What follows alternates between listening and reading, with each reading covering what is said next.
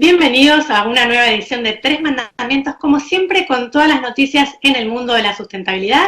Y hace muy poquito fue una nueva conmemoración de las revueltas de Stonewall, esta fecha tan emblemática en la lucha de los derechos LGBT. El año pasado fue el aniversario número 50, un año más el número 51, y vamos a estar hablando con un amigo de la casa, ya casi que podríamos decir así, con Eduardo Otero. Él es director de investigaciones de la consultora Nodos. Ellos hicieron el año pasado una muy buena encuesta que tomó un poco la temperatura de lo que estaba pasando con las distintas identidades en Argentina, en temas de acoso, de discriminación en el mundo laboral, y ahora redoblaron la apuesta y hicieron una encuesta a nivel latinoamericano, la primera que hay, y que justamente trata de poner luz, ¿no? Poner números sobre este fenómeno y ver qué está pasando, ¿no? Uno, para poder ocuparse, tiene que medir primero lo que siempre dicen, y con esta encuesta es un paso enorme adelante en esa dirección. Hola, Edu, ¿cómo estás? ¿No? Hola, Estefanía, ¿cómo te va? Un gusto siempre estar acá.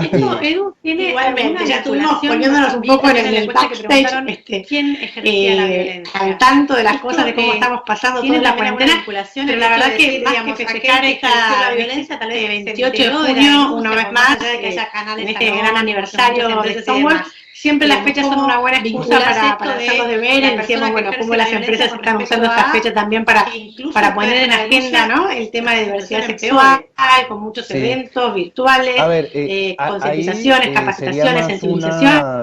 Y bueno, y ahora con la encuesta que sin duda nos va a ayudar también a poner un poco de números a las caras. A ver, yo vuelvo otra vez sobre este hecho de la naturalización de la violencia. No sé, si quieres empiezo a contar un poco del proceso de la encuesta. Como violencia. Es la primera latinoamericana. Contanos un poco cómo tuvieron esta idea de escalar esto que había sido la encuesta del año pasado, y bueno, un poco el objetivo y en qué países la llevaron adelante. Era un problema reglamentario.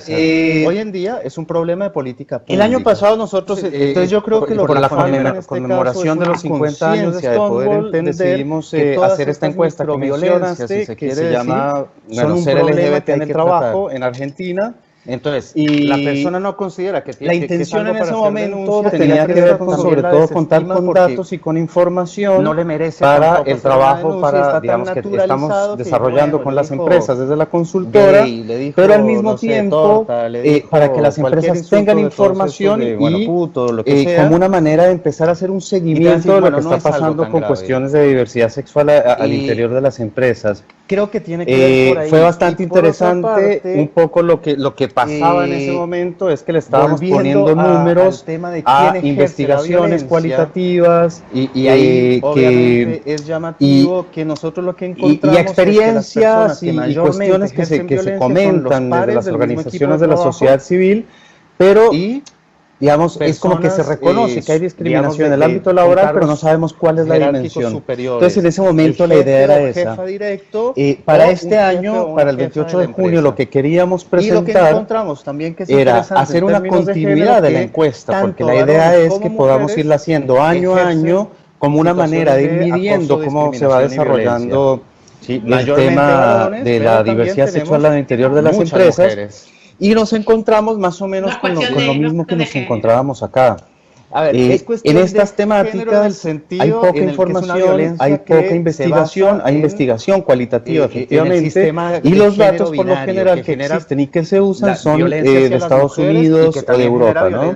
Entonces nos sonaba raro hacia la siguiente años luz, ¿no? O sea, realidades diversas, ni mejor ni peor, pero muy es una violencia que se ejerce diferentes, sí, yo diría diferentes, porque además Latinoamérica es uno de los países que más avanza, es una de las regiones que más ha avanzado en el desarrollo legislativo en diversidad sexual. Digamos, es el segundo continente con mayor número de países con matrimonio igualitario y que se está discutiendo y debatiendo de manera muy importante en toda la región.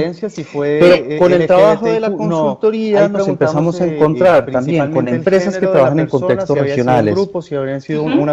Y cuando íbamos a empezar a trabajar con los contextos regionales, nos encontrábamos con que hay países en los que hay información, hay países en los que no hay información, pero sobre todo lo que no hay es información información consolidada regional. O sea, en primer lugar, pasó lo mismo, digamos, a tratar de ampliar el enfoque, de nuevo tuvieron el mismo dilema, ¿no? Argentina tenemos lo nuestro, pero ¿qué nos pasa en Colombia, en México o en Brasil? Antes de pedir sí, efectivamente eso, porque nada, cuando uno habla, por ejemplo, del caso de negocios o cuando habla de los datos de discriminación, se acostumbra mucho a utilizar datos de afuera y nosotros decíamos, no, pero nosotros tenemos que entender, como decías vos en relación con Europa, es qué pasa en nuestro contexto, porque nuestro contexto tiene nuestras propias particularidades, nuestro contexto tiene particularidades culturales, sociales, económicas, que son diferentes, y además también queríamos desarrollar metodologías desde el sur, es decir, nosotros estamos desde Nodos pensando, digamos, una de las patas que tiene Nodos como consultora, por una parte está la consultoría empresarial que hacemos en diversidad e inclusión en todos los temas, por otra parte seguimos manteniendo, digamos, una pata social y acompañamos a muchas organizaciones de la sociedad civil a hacer actividades. Es más, estuvimos acompañando y organizando un festival que fue 26, 27 y 28 de junio en el Bachillerato Popular Transmochacelis, que es un festival, bueno, que se creó para recaudar fondos. Asimismo hemos trabajado con otras organizaciones de la sociedad civil, y la tercera pata, que es, digamos, la que está bajo mi dirección, que es la Dirección de Investigaciones, lo que busca es también empezar a producir conocimiento, y por eso el año pasado hicimos la encuesta LGBT, en noviembre hicimos una encuesta con ELA, con el equipo latinoamericano de justicia sobre violencia laboral hacia las mujeres, y a final de año hicimos una encuesta con Ciervos Pampa, que es el club de rugby LGBT, que justamente hicimos una encuesta sobre discriminación LGBT en el rugby, unos meses antes del caso difícil, pero bueno, nada que se salga fuera de lo que uno imagina. Y la idea era esa, la idea era empezar a ver cómo hacemos para recolectar información, y desde el área de investigaciones lo que buscamos también es empezar a generar conocimiento que nos sirva de base para las consultorías, pero que también sirva para que pueda ser, digamos, esta información pueda ser socializada. Eso es sobre todo lo que nos interesa, que se socialice, que se conozca. Eso sí es un dato diferente. Y bueno, ahí vino el reto, porque se nos ocurrió la idea y la pregunta era, ¿y cómo hacemos para llegar a la región? ¿Sí? Nodos Nodos tiene una sede en México, o sea, tenemos un negocio que se llama Nodos México, entonces ya contábamos con la participación de México, y decidimos pensar, bueno, ¿cuáles países podíamos empezar a incorporar para hacer la encuesta? Una de las cuestiones que tiene Nodos, y creo que esto es importante en términos de lo que es la encuesta misma, y es Nodos se constituye como una consultora que trabaja en red y alianza, y por eso nos llamamos Nodos, porque armamos Nodos. Arturo Mercado, que fue la persona, que es el director ejecutivo, con Virginia Meneghela, que es la directora asociada, digamos, ellos empezaron a pensar, cuando crean Nodos, bueno, ¿en qué somos buenos? Y un poco lo que decían era, bueno, somos buenos reuniendo gente de todos los países, articulando. Venezuela. Entonces lo que empezamos a hacer fue, bueno, ¿cómo articulamos? Ya veníamos trabajando con Brasil, con una consultora que se llama Integra Diversidades, que trabaja los mismos temas desde Brasil, que venimos desde hace un tiempo compartiendo actividades, hicimos un webinar conjunto, sacamos algunos textos. Posteriormente empezamos a trabajar con Uruguay, con MSN Uruguay, que es una consultora de allá, también un poco compartiendo conocimientos, actividades, y finalmente nos vinculamos con Sentido de Colombia, que es una consultora que inicialmente era un diario de noticias LGBT, y después fue convirtiéndose en consultora, y hoy en día es una consultora en diversidad sexual muy consolidada en Colombia. Entonces, entre estas 5 organizaciones, digamos, somos 6 países. Argentina viene bastante avanzado, 5 países, perdón, me equivoco. A nivel regional iniciamos el proceso, entonces bueno, trabajamos el cuestionario entre todas las personas, uno de los países que demuestra mayor avance, y cada uno de los países lo que hizo fue difundir la encuesta en su país.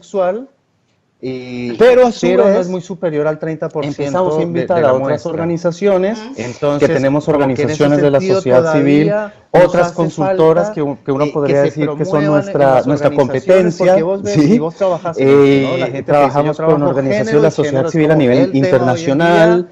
Y capacidad, o trabajo, bueno, Tres Mandamientos, claro, también está en la difusión, y fue muy interesante porque terminamos incorporando 35 organizaciones de toda la región que se encargaron de difundir la encuesta y que terminó siendo difundida más allá de los países que habíamos pensado inicialmente, porque nuestra idea era ir poco a poco y lentamente ir sumando alianzas, porque claro, pero el tema de alianzas, es que si se ponen las pilas se van a es un proceso, tarde, porque hoy en día es un tema que crece y que además los consumidores cada vez cuando ven los países de nacimiento hay bastantes más críticos, con un mensaje erróneo, fue un poquito más ambicioso todavía lo que habían pensado. Argentina, si no me estoy equivocando, más o menos la muestra representa el 11%, más o menos, ¿no? Más o menos representa el 11%, ahí después que justo y estas generaciones problemas técnicos, digamos, para estas generaciones por los movimientos sociales y el posicionamiento político ideológico en favor de los derechos humanos no tuvo, entonces como sí, más o menos el 10%, digamos, en términos de países, no solo el país que más personas tiene es México, seguido de Colombia, Brasil, Argentina es el 11%, Uruguay, digamos, los 5 primeros países que era donde nos queríamos concentrar, son donde obtuvimos el mayor número de respuestas, pero bueno, también aparece Chile, que tuvo un nivel de respuesta bastante importante, y bueno, y nos aparecieron respuestas de Centroamérica, de Sudamérica, del Caribe, es más, nos aparecieron respuestas de gente de Europa y Estados Unidos, que como el objetivo no era los terminamos eliminando, o sea, llegamos hasta el viejo continente. Ustedes tienen muchos estudios, contesten alguna cuestión de la contención. Sí, déjenos a nosotros hacer nuestros conocimientos, construir nuestras categorías y explicar nuestras realidades. Que en este contexto, ahí pasamos ya derecho a los números, para meternos bien de lleno. Sobre las poblaciones vulnerables en tiempos de crisis del COVID. Digo que el 37% de la muestra sufrió experiencias laborales vinculadas con acoso y discriminación por su orientación sexual o identidad de género. Me acuerdo que el año pasado había dado 31 acá en Argentina, o sea que está como bastante en línea.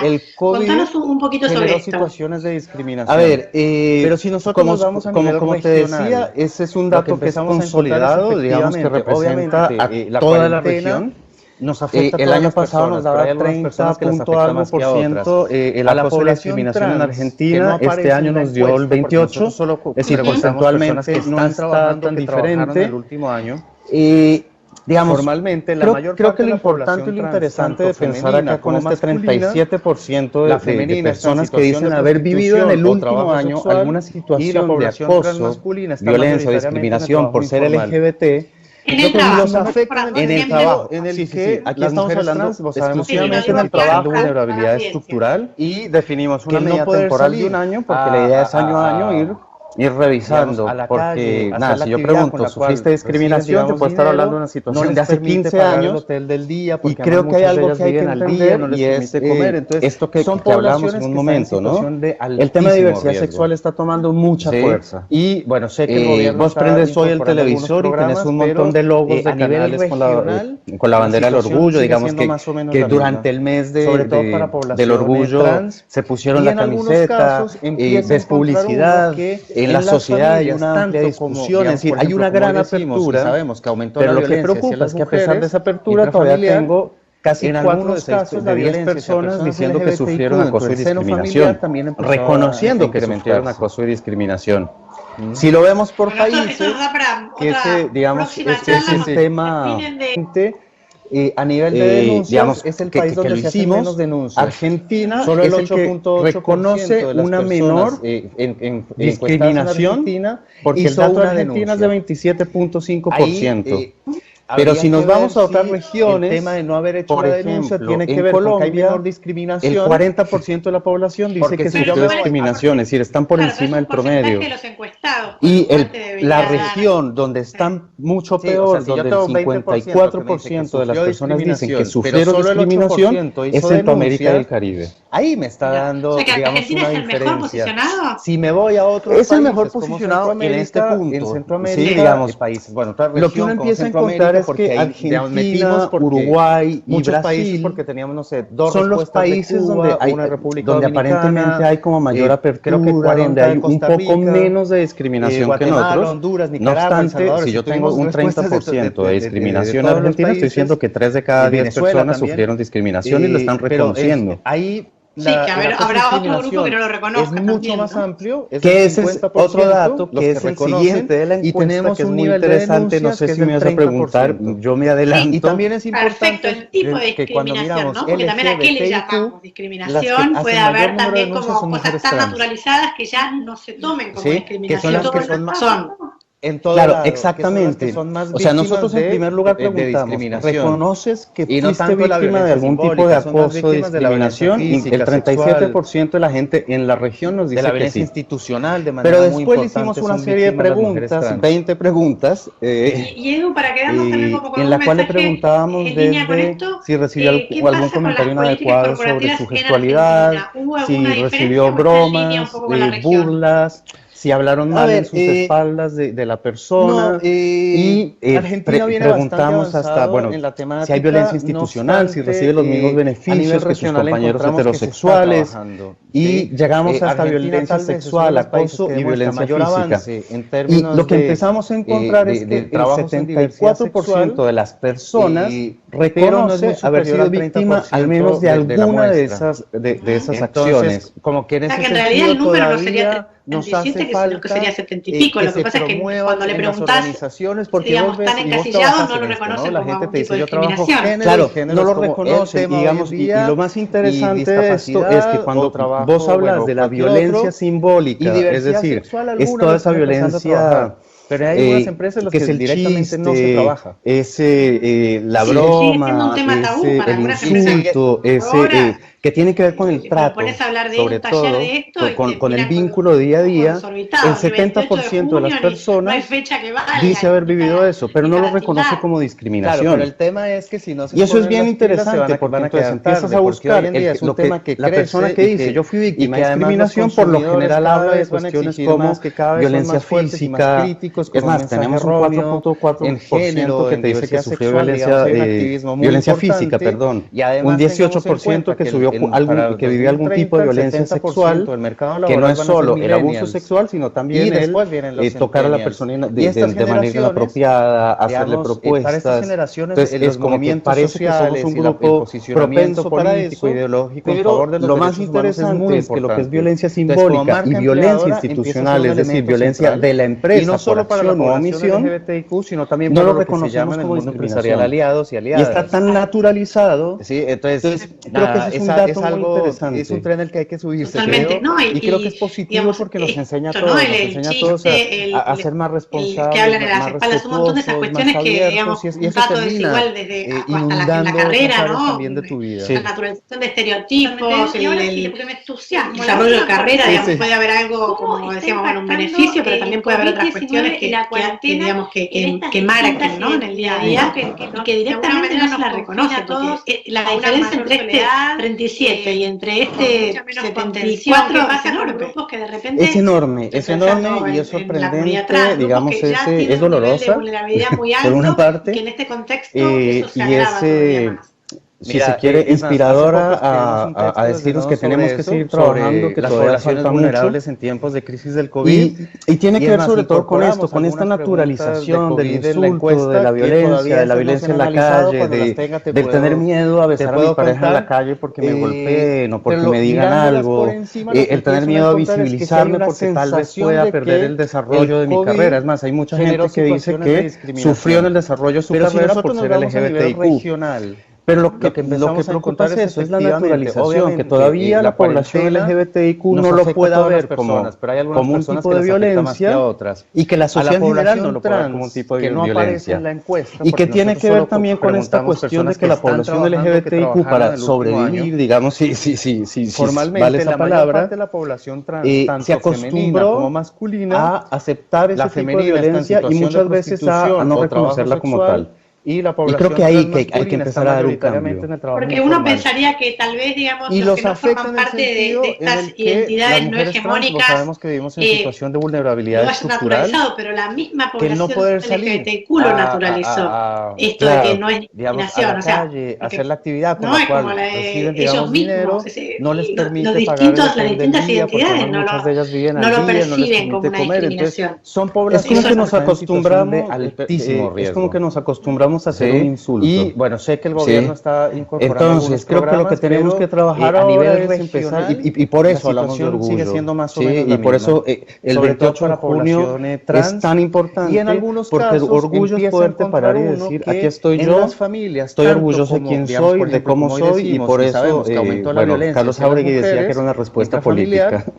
En algunos casos la violencia, también me acuerdo que la encuesta del año pasado hicieron esta apertura por distintas identidades para ver también cuáles habían sido las identidades que más habían sufrido los distintos acosos o violencias siempre en el mundo laboral, que es lo que estamos hablando. Este año también hicieron esta apertura. También responde poco, en términos generales. Sí, este año abrimos igualmente generalidades. Las identidades. ¿Y eso, Edu, tiene alguna vinculación? Como te decía en algún momento, no sé si al principio, pero bueno, si no lo repito, en esta encuesta incorporamos la perspectiva de interseccionalidad, que ya la habíamos incorporado el año pasado, pero este año no solo preguntamos identidad de género, orientación sexual, si la persona es trans o no es trans, si es intersex, y empezamos a incorporar otras preguntas sobre discapacidad, si es afrodescendiente, si se reconoce pueblo originario, y bueno, y las típicas que no lo se hacen de edad, nivel de estudios, país de residencia, país de nacimiento, etcétera, etcétera. Y eso nos da un montón de categorías para poder empezar a cruzar. Pero en el análisis general que estamos haciendo nosotros, las agrupamos en LGBTIQ, primero para empezar a dar cuenta de las diferencias de cada una de esas experiencias, ¿no? Como para entender que la diversidad dentro de la diversidad es amplia y que no es lo mismo hablar de la situación de una persona gay que la situación de una persona trans. Y cuando lo abrimos por esas letras, de poder entender que todas, es más, LGBTIQ+, porque hoy en día además estamos hablando de géneros no binarios, géneros fluidos, de otras orientaciones sexuales como pansexualidad, asexualidad, bueno, otra gran cantidad de experiencias de la identidad, y lo que empezamos a encontrar es volver a confirmar lo que ya hemos confirmado por otros medios, que la población trans sigue siendo la población que mayor discriminación y acoso vive en la empresa. Y esto se repite en todos, creo que tiene que ver por ahí, digamos, los datos que nosotros empezamos a encontrar. Y la población o las personas que menor discriminación recibe son los gays. Ejerce la violencia, ¿sí? Y ahí, o sea, obviamente, que nosotros lo que encontramos es que las personas que mayormente ejercen violencia son los pares del mismo equipo de trabajo. La más discriminada la trans y la menos la gay. Personas, es más, digamos, la muestra, pero obviamente es algo que hay que aclarar, la muestra nuestra no es representativa porque para trabajar temas LGBT, y esto es un acuerdo, digamos, que ya hay generalizado, como no sabemos cuál es el universo, nunca sabemos cómo hacer una muestra representativa, es no probabilística, y nuestra muestra, mayormente varones, pero resultados, tenemos 1584 mujeres. Está conformada principalmente por gays. No es cuestión de género. Lesbianas, es cuestión de y mujeres bisexuales, y la población trans sigue siendo muy chiquita, ¿no? Lo que da cuenta de alguna manera que es una población que no se inserta en el mercado laboral, oficial, formal, y que también genera violencia hacia el trabajo, no llegan a tener trabajo. Hacia el siguiente LGBT y otras. Cuando llegan, en ese sentido son las que viven mayores situaciones de discriminación que se ejerce. Sí, las personas trans. Por todos los miembros. Entonces, de alguna manera, aún de la misma población, es confirmar, es lo que yo te digo constantemente. Yo creo que no estamos descubriendo ¿Y ahí pudieron tal vez algo que no se haya dicho, no se haya digamos, trabajado en diferentes ámbitos académicos, en el marco internacional de los derechos humanos. Pero lo que sí estamos dando es principalmente el género de las personas. Estamos dando datos como una de las muestras más grandes que hay en el mundo sobre discriminación laboral hacia personas LGBTIQ. Específica ejercen la violencia. Está buenísimo, digamos, porque tanto para cualquier acción, para cualquier política, si no sabes dónde estás parado, es muy difícil poder desarrollar en primer lugar están los pares del mismo equipo de trabajo, empresas, alguien de un cargo directivo, en una industria, en un gobierno, digamos, lo primero es poder tener los datos, ¿no? Sí, y ante la ausencia de datos oficiales, no me quiero olvidar de bueno, decidimos empezar nosotros a construir esos datos, empezar a construir una experiencia, empezar a construir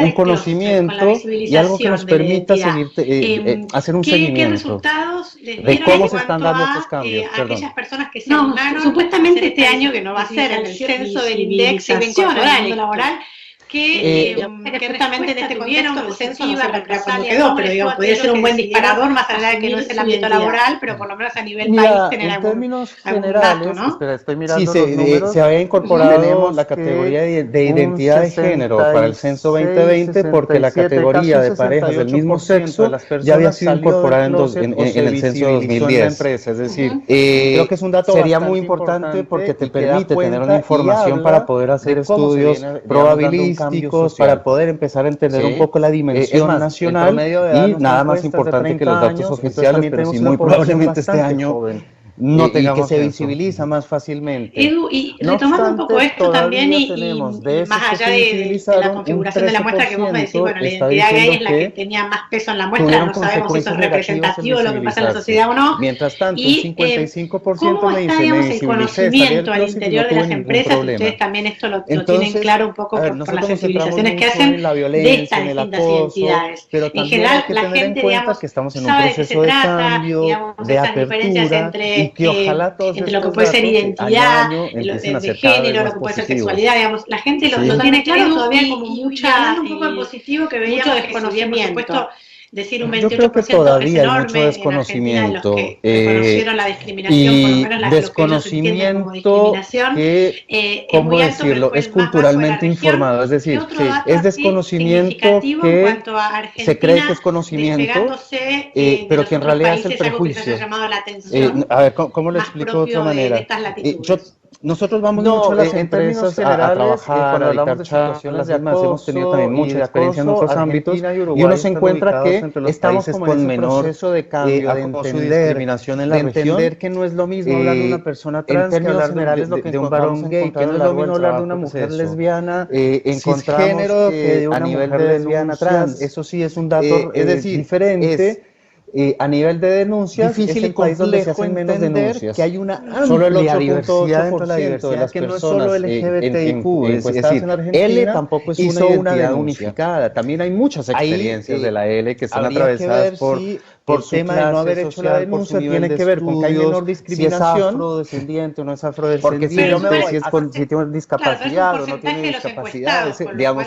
Y creo que la perspectiva que trabajamos nosotros es empezar a entender que sufrió discriminación, pero solo el 8% hizo denuncia y en las empresas ahí todavía se trabaja, digamos, una diferencia. Entonces, discapacidad, si me voy a otros países, no trabajo en Centroamérica, y nosotros con esta, lo que estamos diciendo es, como Centroamérica, porque hay personas LGBTIQ con discapacidad, muchos países descendientes de pueblos originarios, de diferentes clases sociales, y creo que 40 de Costa Rica, estas cosas va a encontrar Guatemala, Honduras, Nicaragua, El Salvador, si tuvimos respuestas de todos los países, Venezuela también, pero en esta cuarentena el acoso y discriminación es mucho más amplio, es del 50% los que reconocen, y tenemos un nivel de denuncias que es del 30%. De personas con identidades y también es importante que cuando miramos LGBTIQ, El otro día veía hacen mayor número de denuncias son mujeres trans. Muy buena, que una de las principales protagonistas es una chica lesbiana en una agencia de talento con todos los grandes actores franceses. Es espectacular la serie. De discriminación. Y así y no tanto la violencia simbólica, son más víctimas de la violencia física, sexual. Por lo menos abrir un poco el abanico a que la gente de la violencia institucional, de manera muy importante, son víctimas de las mujeres trans. Y demás,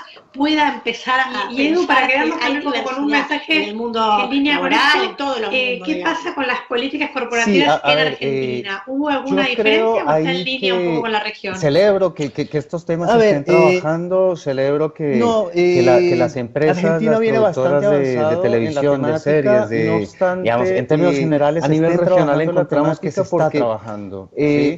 Argentina creo que nos permite darnos cuenta que demuestra mayor avance, que bueno, que existen personas de otras identidades de género, trabajo con otras orientaciones sexuales, que tiene vidas, problemas pero no es iguales a los que tiene todo el mundo de la muestra. Probablemente, bueno, no exactamente iguales, porque como que en ese sentido por lo todavía pero hace que falta también tiene relaciones que de pareja, se promuevan que se pelea, en las organizaciones, porque vos ves y vos trabajas en esto, ¿no? La y gente creo que eso lo muestran los medios, y los medios de alguna manera nos ayudan también a generar conciencia, y en este sentido, trabajo, a las empresas que trabajan en medios, creo que hay una gran responsabilidad por el mensaje que están dando. Pero hay algunas empresas los que directamente no se trabajan, que llegan al público y que forman opinión. Sigue siendo un tema tabú. Pero yo sí quiero decir algo sobre esto, y quiero volver un poco sobre pero pones a hablar de un taller de esto y te porque cuando nosotros le preguntamos a las personas y en sus empresas hay programas de diversidad e inclusión, nosotros lo que encontramos es que solo en el 30% se van a quedar tarde, porque hoy en día es un tema que crece en el 35% y que además los consumidores cada vez que estamos hablando de que cada vez son más fuertes y más críticos con un mensaje erróneo de nuestra muestra, en género, en diversidad sexual, digamos, hay un activismo muy importante.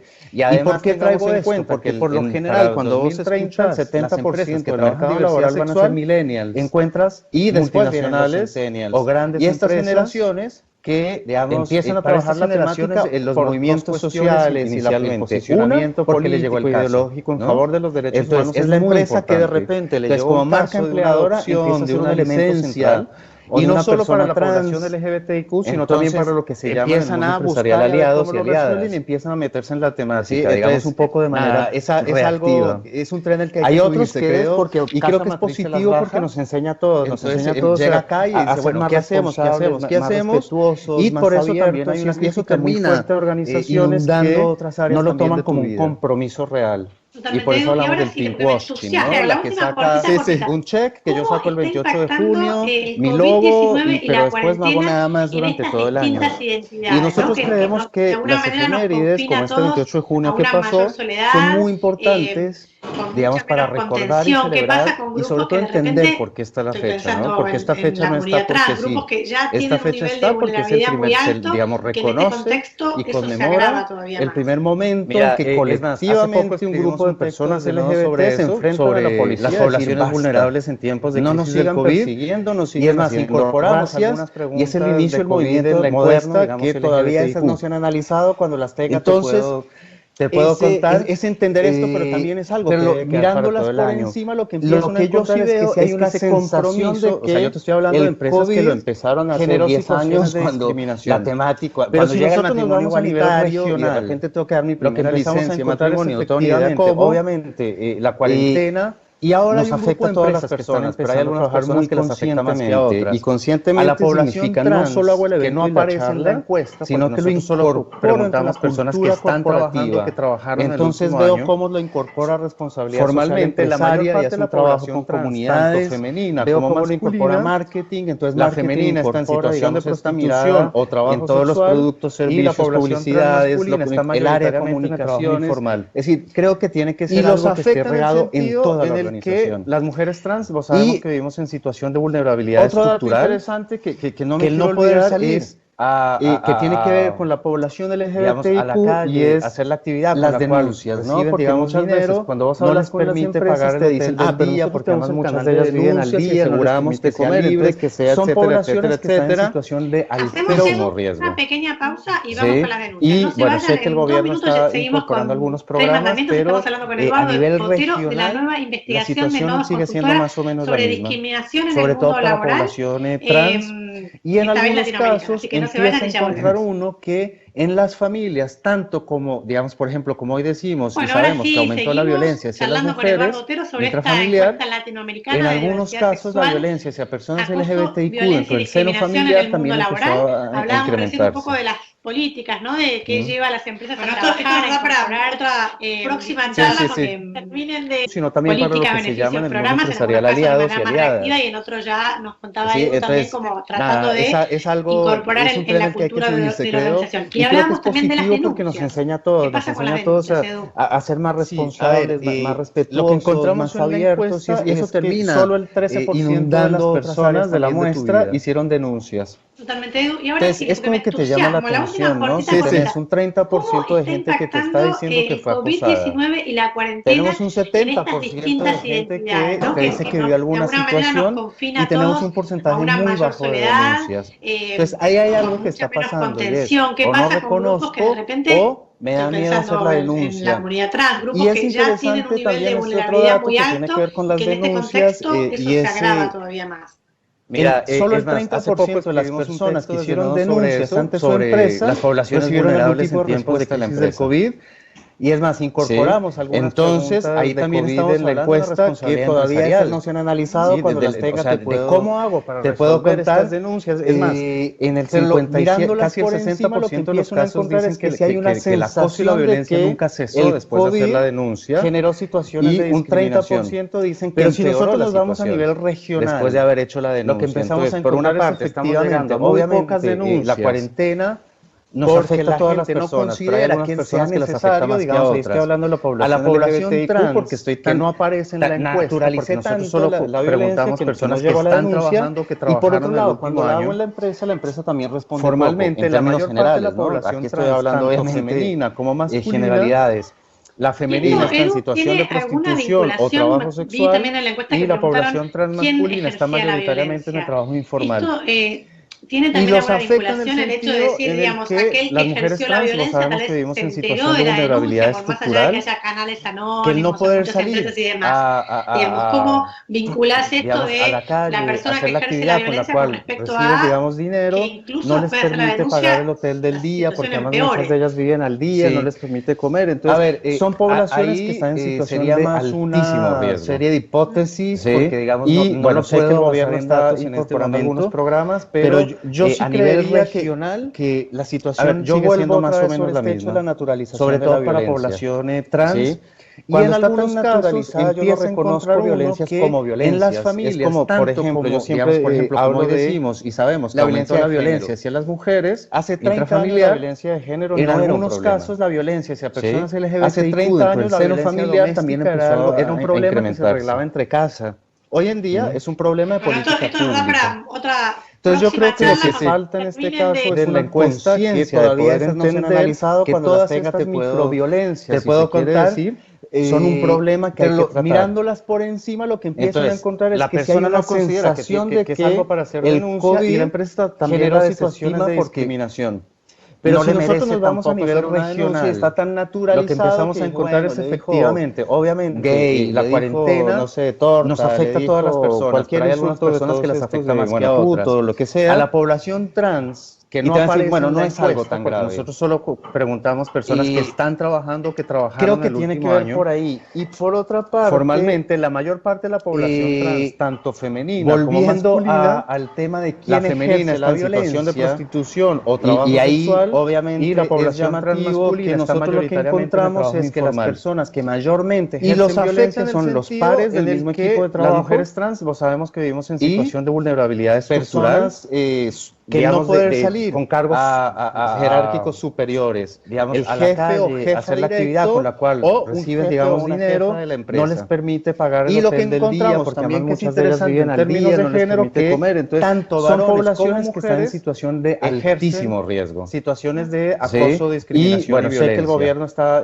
mayormente varones, pero también tenemos a nivel regional muchas mujeres. La situación sigue siendo más o menos la misma, sobre todo para población trans. A ver, es y en algunos casos en el sentido en el que es una violencia en las familias, tanto como, digamos, por ejemplo, como hoy decimos, en el sistema que aumentó la violencia hacia las mujeres, intrafamiliar, la violencia hacia las mujeres, en algunos casos, y que también genera hacia violencia LGBTIQ dentro del seno familiar, también hacia el incidente hacia LGBT y otras.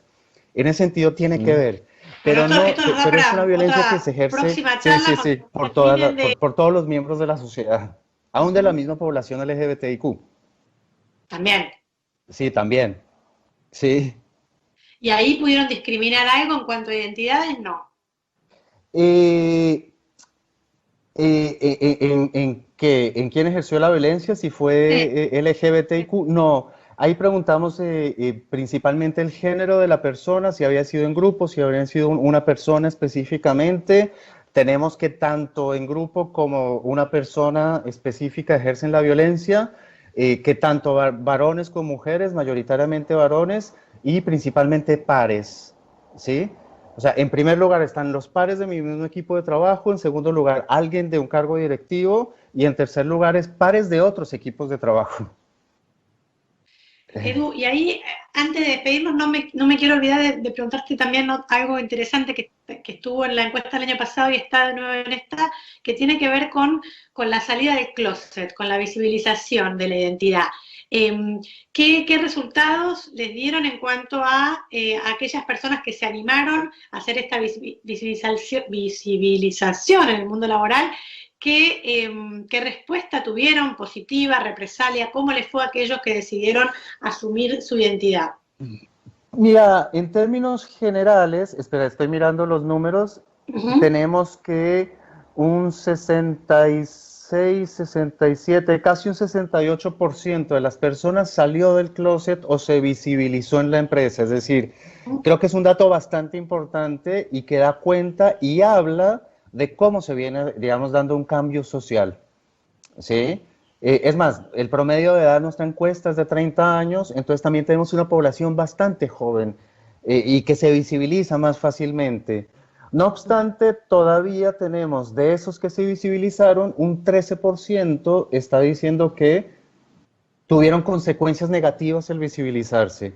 Mientras tanto, un 55% me dice, me visibilicé, salí del closet y no tuve ningún problema. Entonces, a ver, nosotros nos centramos mucho en la violencia, en el acoso, pero también hay que tener en cuenta que estamos en un proceso de cambio, de apertura, y que ojalá todos estos datos, año a año, empiecen a ser cada vez más positivos. ¿Sí? Totalmente, Edu. Y hablando un poco de positivo, que veíamos que si bien, por supuesto, decir un 28% es enorme en Argentina de los que reconocieron la discriminación, por lo menos lo que ellos entienden como discriminación, es muy alto, pero fue el más bajo de la región. ¿Qué otro dato así significativo en cuanto a Argentina despegándose de los otros países, algo que les haya llamado la atención, más propio de estas latitudes? No, en términos generales, cuando hablamos de situaciones de acoso, Argentina y Uruguay están ubicados entre los países con menor acoso y discriminación en la región. En términos generales, lo que vamos a encontrar a lo largo del trabajo es eso. Encontramos que a nivel de denuncias, eso sí es un dato diferente, a nivel de denuncias es el país donde se hacen menos denuncias. Solo el 8.8% de las personas encuestadas en Argentina hizo una denuncia.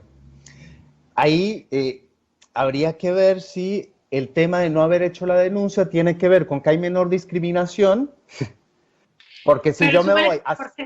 Claro, pero es un porcentaje de los encuestados, con lo cual te debería dar...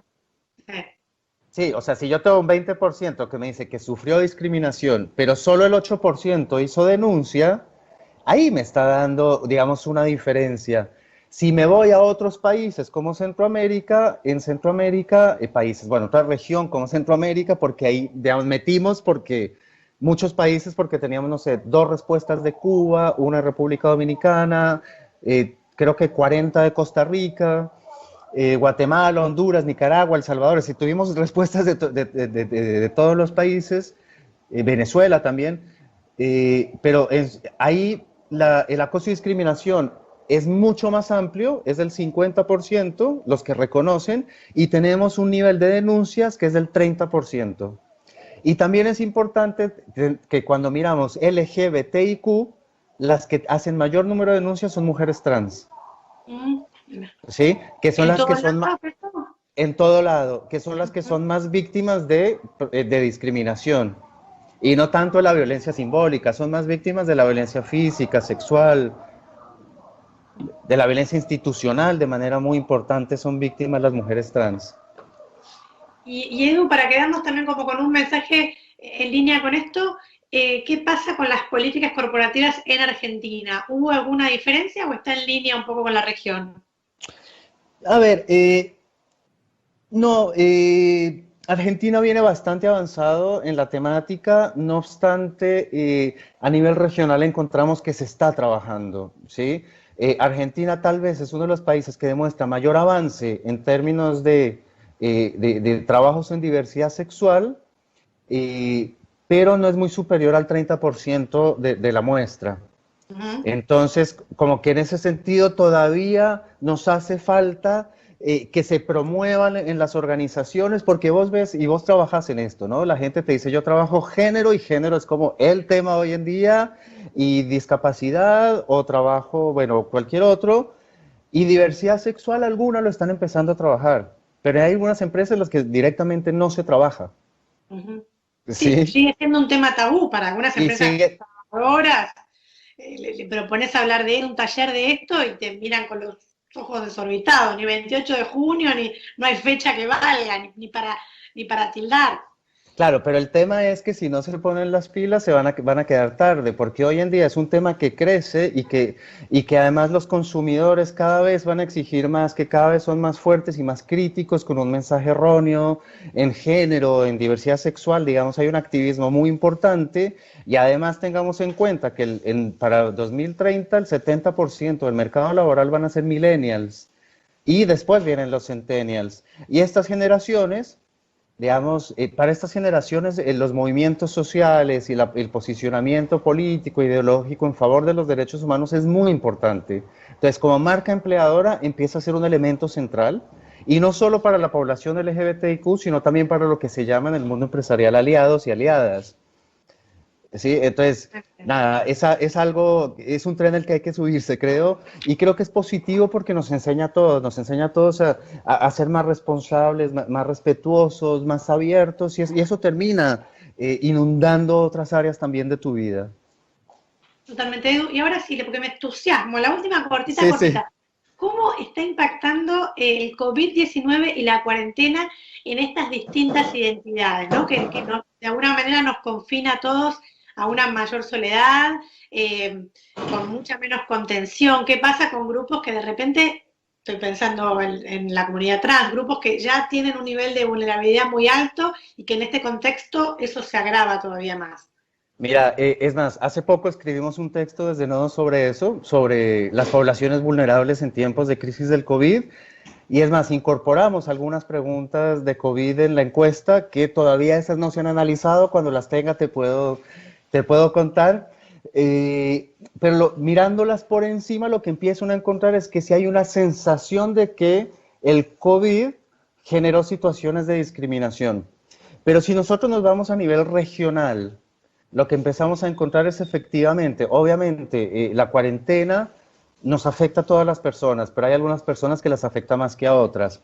A la población trans, que no aparece en la encuesta, porque nosotros solo preguntamos personas que están trabajando o que trabajaron en el último año, formalmente la mayor parte de la población trans, tanto femenina como masculina, la femenina está en situación de prostitución o trabajo sexual, y la población transmasculina está mayoritariamente en el trabajo informal. Y los afecta en el sentido en el que las mujeres trans, lo sabemos que vivimos en situación de vulnerabilidad estructural, que el no poder salir digamos, a la calle, a hacer la actividad con la cual reciben, digamos, dinero, no les permite pagar el hotel del día, porque además muchas de ellas viven al día, no les permite comer. Entonces, son poblaciones que están en situación de altísimo riesgo. ¿Sí? Y bueno, sé que el gobierno está incorporando algunos programas, pero a nivel regional la situación sigue siendo más o menos la misma, sobre todo para población trans, y en algunos casos empieza a encontrar uno que en las familias, tanto como, digamos, por ejemplo, como hoy decimos y sabemos que aumentó la violencia hacia las mujeres intrafamiliar, en algunos casos la violencia hacia personas LGBTIQ dentro del seno familiar también empezó a incrementarse. Bueno, esto nos da para otra próxima charla, cuando terminen de ver estos datos, pero bueno, la verdad que Edu, muchísimas gracias por compartir, Eduardo Torres, de la consultora Nodos, con los datos de la encuesta latinoamericana, la primera sobre violencia, discriminación y acoso en el mundo laboral. Hace unos muy poquitos días fue un nuevo aniversario de Stonewall, así que, como decíamos, bueno, las efemérides nos sirven también para poder poner en agenda y seguir trabajando un tema que, como decía Edu, es hoy ya casi obligatorio, ¿no? Pensando en la fuerza laboral del futuro, aquellas empresas que no empezaron, siempre es un buen momento para empezar, más vale tarde que nunca. Así que, Edu, muchísimas gracias y, como siempre, seguimos al hablar. Bueno, Estefi, muchas gracias. Solo quiero decir una cosita chiquita al final, y es, nada, yo quiero como recordar el trabajo colectivo que hicimos durante durante estos meses con las organizaciones de los diferentes países, con toda la difusión. Realmente ha sido un trabajo en el que ha estado mucha gente ocupada. Es más, un poco la idea nuestra es también que cada país se encargue de escribir el capítulo de cada uno de los países, que es lo que estamos en este momento. Tenemos también un grupo escribiendo el capítulo del COVID. Tenemos una de las organizaciones que está trabajando desde la perspectiva, digamos, cultural, desde la multiculturalidad. Entonces, cuando tengamos el informe, va a ser un informe bastante amplio que va a estar abierto al público. Y quiero plantear otra cosa y que tiene que ver con la filosofía de Nodos de compartir, ¿no? La base de datos va a quedar abierta al público para que después las personas que quieran hacer sus propios análisis puedan acceder a ella y a partir de las variables poderlas trabajar, porque nosotros creemos que, nada, el conocimiento se construye entre todos. Espectacular, Edu, me encantó la idea de que sea colaborativo y que todos puedan nutrirse de esto. Bueno, nos quedamos sin tiempo, Edu, muchísimas gracias. Bueno, dale, y ahora gracias. Segunda oportunidad. Chao, gracias, Edu. Chao, Steffi. Nos despedimos y nos reencontramos la próxima semana con mucho más de Tres Mandamientos. Chao, hasta luego.